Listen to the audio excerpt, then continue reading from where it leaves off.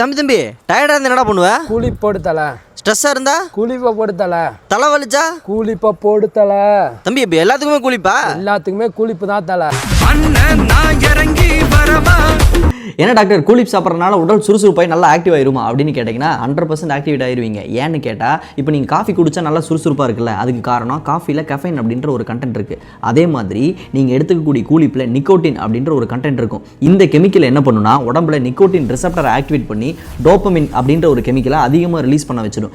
இது அதிகமாக ரிலீஸ் ஆனால் தலைவலி இருந்தால் தலைவலி போயிடும், சோர்வாக இருந்தால் நல்லா ஆக்டிவ் ஆயிருவீங்க, டிப்ரெஷனாக இருந்தால் நல்லா ஜாலி ஆகிடுவீங்க. இந்த மாதிரி ஒரு ஸ்டேஜுக்கு உங்களையே மெயின்டைன் பண்ணும். சரி இது நல்லா தானே இருக்குது அப்படின்னு கேட்டிங்கன்னா அதுதான் கிடையாது. ஏன்னா இந்த நிக்கோட்டின் கெஃபைனை விட பல மடங்கு சக்தி வாய்ந்த ஒரு கெமிக்கல். இது என்ன பண்ணுன்னு கேட்டிங்கன்னா ஒரு வருஷத்துக்கு அப்புறம் ஒரு நபர் ஒரு குளிப்பு எடுத்து இந்த அளவுக்கு ஆக்டிவாக இருக்கார் அப்படின்னா 10 குளிப்பு எடுத்தால் தான் ஆக்டிவ் ஆகணும் அப்படின்ற ஒரு ஸ்டேஜுக்கு அவர் போயிடுவார்.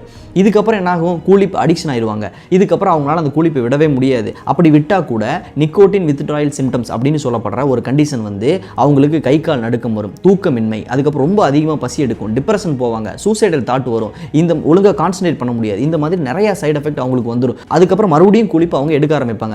இது அதிகமாக எடுக்கிறனால என்ன ஆகும்? வாயில் கேன்சர் வரும் அப்படின்றது எல்லாத்துக்குமே தெரியும். அது வாயோட முடிஞ்சிடும் நினைக்கிறீங்களா? கிடையவே கிடையாது. அதை நீங்கள் விழுங்குறீங்க இல்லையா, அது வயிற்றுக்குள்ளே போய் ஸ்டொமக் கேன்சர் வரும். அது எங்கே மெட்டபலைஸ் ஆகுது? நம்ம லிவரில் தான் மெட்டபலைஸ் ஆகுது. அதனால் லிவர் கேன்சர் வரும். அதுக்கப்புறம் கணையம் பேங்க்ரியாஸ் கேன்சர் வரும். அதிகமான கூலிப்பு எடுக்கும் பொழுது அது சிறுநீரகத்திலையும் ரிலீஸ் ஆகும். அதனால் யூரினரி பிளாடர் கேன்சர், அதாவது சிறுநீரக பை புற்றுநோய் வரதுக்கான வாய்ப்புகளும் அதிகமாக இருக்குது. எப்படி ஆரம்பிக்குதுன்னு கேட்டிங்கன்னா ஒரு பையன் கூலிப்பு எடுக்க ஆரம்பிப்பான். அவனுக்கு 29-30 வயசு வரப்போ கல்யாண வயசு வரும்பொழுது இம்பார்ட்டன்சி, அதாவது விரைப்புத்தன்மை அது குறைஞ்சிடும். அதே சமயம் ஸ்பெர்ம் ஹெல்த் டேமேஜ் ஆகிடும், அதாவது விந்தணுக்களுடைய ஆரோக்கியம் குறைஞ்சிடும்.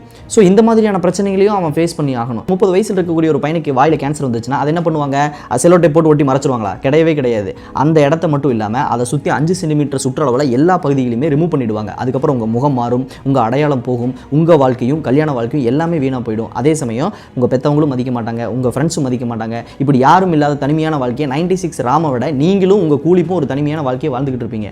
இவ்வளோ விஷயங்கள் நமக்கு தேவையா ஒரு கூலிப்புனால? உங்கள் ஃப்ரெண்டு கூலிப் சாப்பிட்றாங்க அப்படின்னா இந்த வீடியோ அனுப்பிச்சு கூலிப்பாக போகாதீங்க அப்படின்னு சொல்லி அட்வைஸ் பண்ணுங்கள். கேட்டால் பாருங்கள், இல்லை அப்படின்னா இவ்வளோ நேரம் நான் சொன்ன ஒரு தனிமையான வாழ்க்கை அவங்க கிடைக்கிறதுக்கு வாழ்த்துக்கள் அப்படின்னு சொல்லிட்டு இந்த வீடியோவில் அவங்கள டேக் பண்ணி விட்டுருங்க. வேறு ஏதாவது டவுட் இருந்தாலும் கமெண்ட்டில் சொல்லுங்கள், அப்படியே ஒரு ஃபாலோ பண்ணிக்கங்க. என்ன மனுஷன் தாய்ப்பாலும் போத தரும், சாராயம் போத தரும், ரெண்டையும் பிரித்தறிய புத்தி இல்லை.